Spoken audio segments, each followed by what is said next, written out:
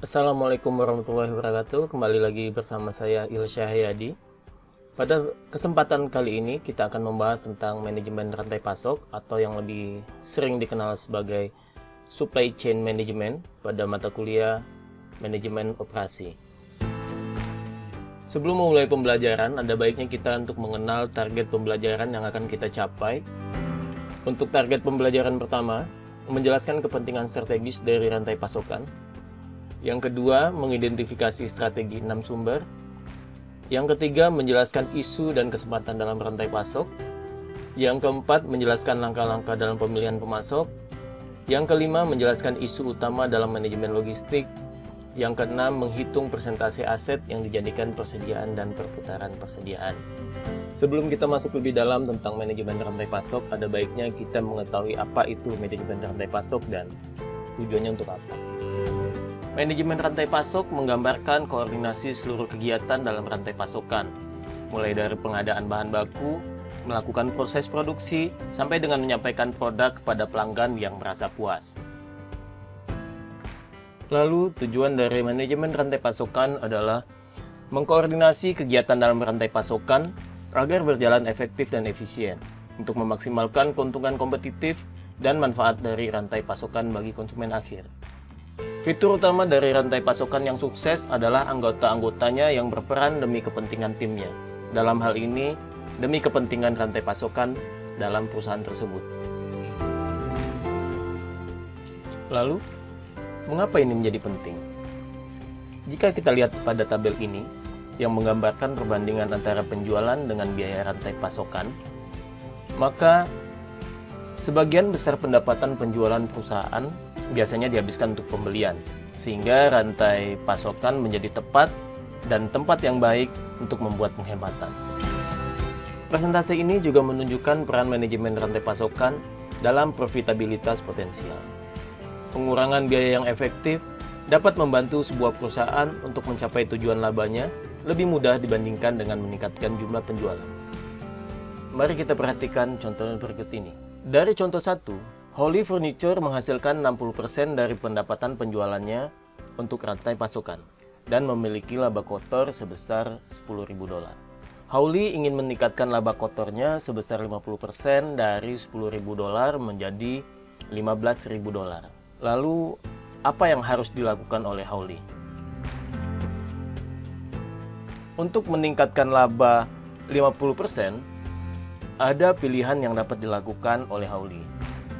Yang pertama adalah dengan mengurangi biaya bahan baku sebesar 8,3% atau dengan meningkatkan penjualan 25%.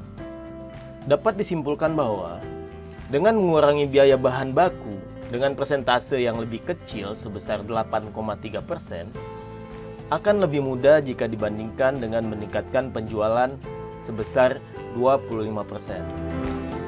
Jadi, manajemen yang efektif atas rantai pasokan dapat menghasilkan manfaat yang substansial.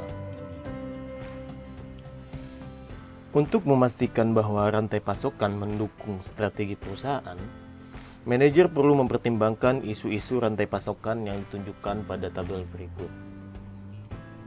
Jika kita memilih strategi biaya rendah atau respon cepat, membutuhkan hal-hal yang berbeda dari rantai pasokan dibandingkan dengan memilih strategi diferensiasi.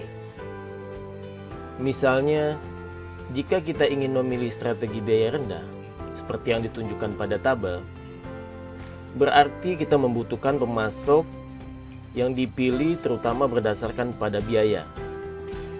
Pemasok-pemasok tersebut harus memiliki kemampuan untuk mendesain produk berbiaya rendah yang memiliki persyaratan fungsional, meminimalkan persediaan, serta mengurangi biaya menunggu. Namun, jika Anda memerlukan daging atau buah yang segar, yang membutuhkan kecepatan atau fleksibilitas, maka bangunlah rantai pasokan yang memfokuskan pada respon.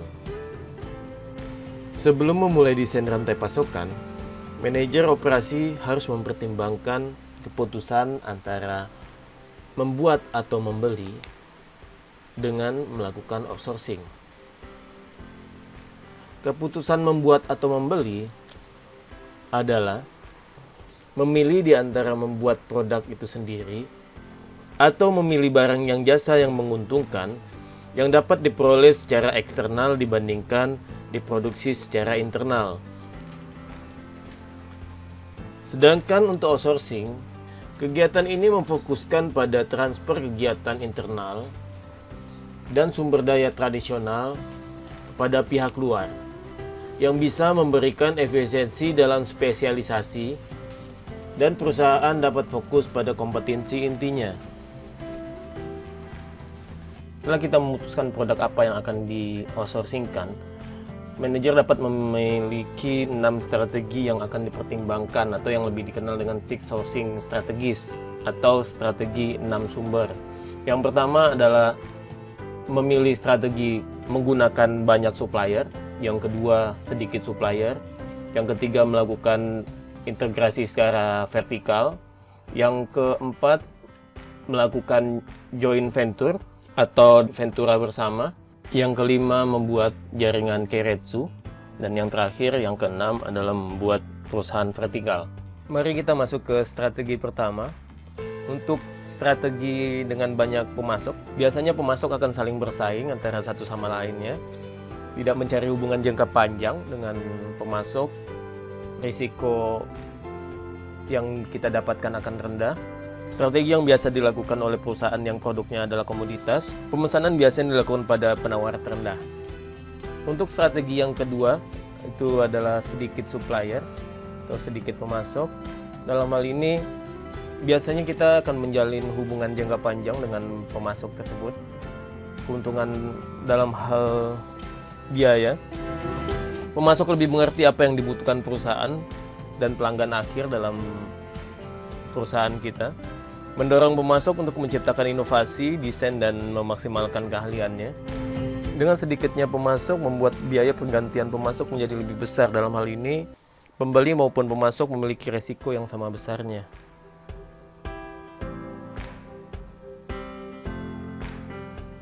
Untuk strategi ketiga, melakukan integrasi secara vertikal.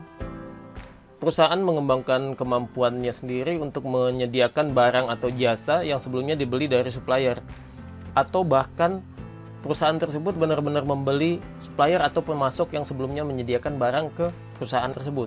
Mulai dari bahan baku sampai produk akhir benar-benar dilakukan oleh perusahaan itu sendiri. Dalam integrasi vertikal dapat berbentuk integrasi ke depan atau ke belakang. Kita ambil contoh perusahaan Apple misalnya, yang memutuskan untuk memproduksi semikonduktornya sendiri. Dalam hal ini integrasi ke belakang. Apple juga menggunakan integrasi ke depan dengan membentuk toko retailnya sendiri. Strategi ini sangat tepat dilakukan oleh perusahaan yang memiliki modal, keahlian manajerial, dan permintaan yang disyaratkan. Strategi ini dapat memberikan kesempatan dalam mengurangi biaya, mendapatkan kualitas yang lebih tinggi, pengiriman lebih tepat waktu, dan mengurangi jumlah persediaan. Integrasi vertikal sangat tepat untuk perusahaan dengan pangsa pasar yang besar dan keahlian manajemen dalam mengelola vendor yang telah diakuisisi secara benar. Perlu diperhatikan untuk integrasi ke belakang, akan menjadi sangat berbahaya untuk perusahaan yang ada di dalam industri dengan perubahan yang terus-menerus. Perusahaan harus dapat menginvestasikan dananya secara tepat agar dapat mengimbangi perubahan yang terjadi. Kebanyakan perusahaan lebih baik berkonsentrasi pada spesialisasinya dan meningkatkan kontribusi pemasok.